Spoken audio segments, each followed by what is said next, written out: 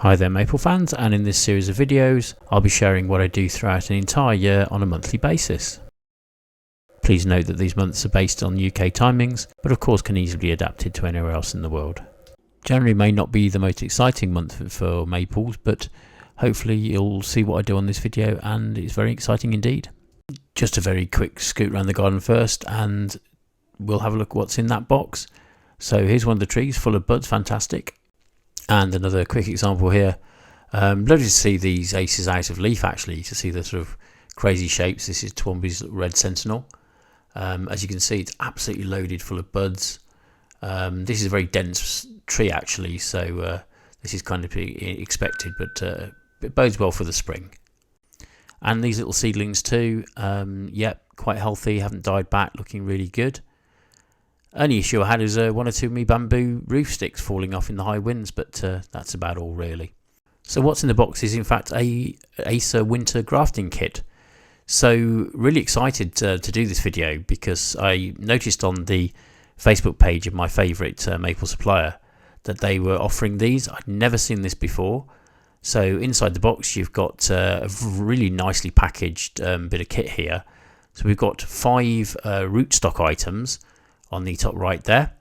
We've got some rubber bands on the left hand side, which is all very intriguing, and as well as that we've got some lovely sort of cuttings, or scions as they're called, of Japanese maples.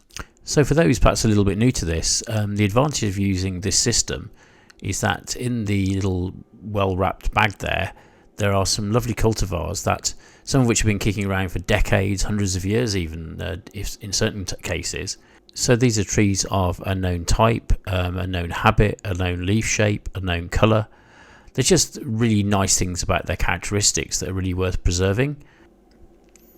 So by characteristics I mean you've got this little crypsia here, which is absolutely gorgeous, very tight dense foliage, small green coloured leaves. Or perhaps we've got something like this Crimson Queen, you know, a dissecting weeping variety. Completely different really, lovely feathery leaves, very attractive tree indeed. Or is it because we're trying to preserve Jerry Swartz, which has this sort of upturned vase type habit, sort of pink and green and multicoloured leaves, really beautiful tree. Or maybe we've got something more uncharacteristic for a maple, such as this Reyes and weeping variety. All things that can be exploited and kept, and once they've occurred, probably randomly in nature, we can keep hold of them actually, because there's no real way of making this happen. Orange Dream, always popular, and you know, you've seen these probably in the and these are trees that are seen in garden centres all the time. Sangukaku, classic red bark maple, really sun tolerant. So all of these things have been found in nature and propagated and reproduced over time, and now sell all over the world, which I think is quite remarkable really. So the difference in a practical sense is that if this works, I should be left with identical genetic copies of the original trees. They won't look exactly the same, because at the end of the day we've got the effects of nature, the wind, the rain, there's all sorts of experimental forces that are going to make the trees look different, and some sort of randomness to them as well. But in this way we should get something that's really like the parent tree. So this kit is from Bartholomew in Dorset, which I have mentioned on previous videos here in the UK. Just a really nice, interesting thing. I'm not being paid to do this video for them. And of course you could use your own trees if you have stock of them and do something incredibly similar by growing your own rootstock, or buying just the rootstock from them if you wished. So here I have in my hand a scion from the parent tree of whichever cultivar that we're using on this occasion. And the first step is to make a really neat incision one side with a sharp blade. You can buy really professional blades. I've used a Stanley knife here. It's probably not ideal, but a good craft knife would equally do. And then we've made a nice sort of pointy cut through the little scion itself.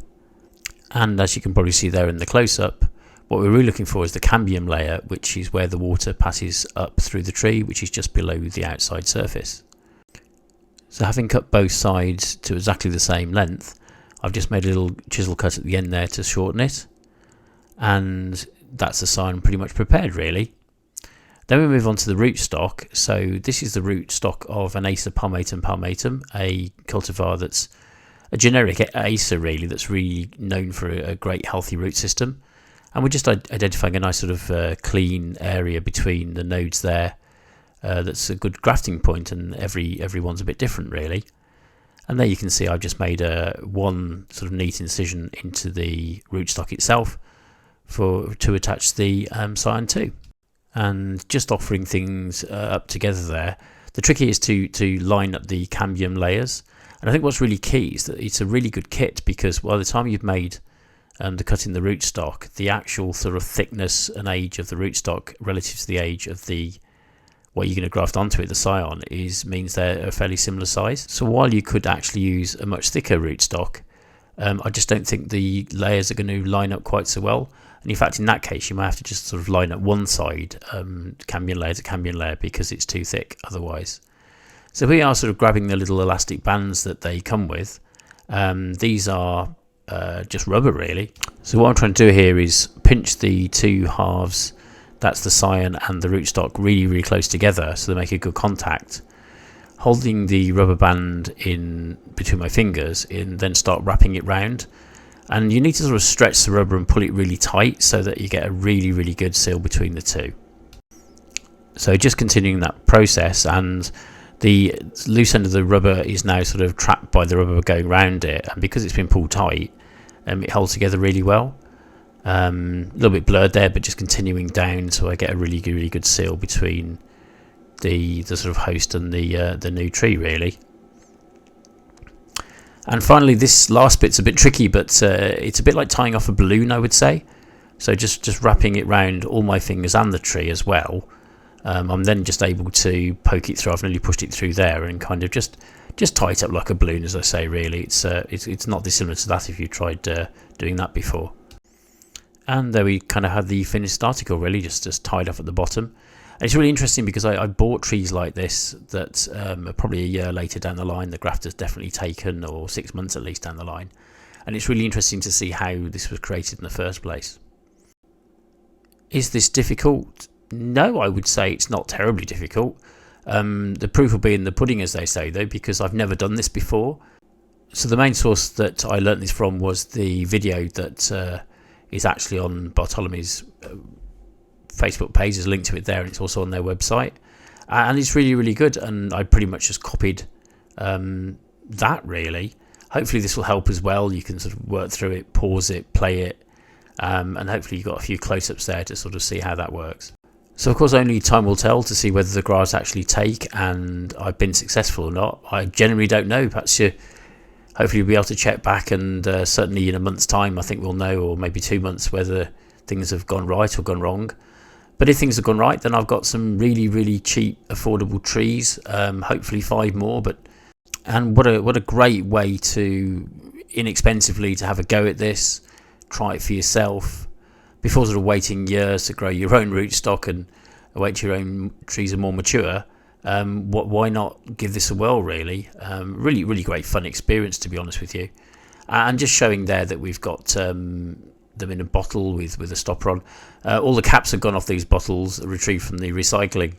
So a little bit of cling film there over the top just to keep the moisture in, and they're sitting in some moist compost. So I hope I'm successful, and also that you stay with the channel and see how we progress, see whether the grass take or not, and see what happens. Here we have a tree I bought last year, and you can see just there where the original tree's been cut away after about 6 months, a year or so. And then, you know, another year down the line, as you can see, the graft tends to sort of merge into the new tree, really, so it becomes more subtle, I suppose, but still benefiting to that fantastic root system of the palmatum species, or cultivar, should we say. And there we have a much more mature tree that's 4 or 5 years old, and it's practically invisible, really. There's virtually no way of telling the two trees apart. So I will leave some information in the description of where I got these trees from the UK. But if you don't live in the UK, and many of you don't, worth a Google, worth a look, worth a search to see whether a supplier in your area would be able to oblige you with one of these kits. Or I hope that may have inspired you to maybe just have a go yourself from scratch, really.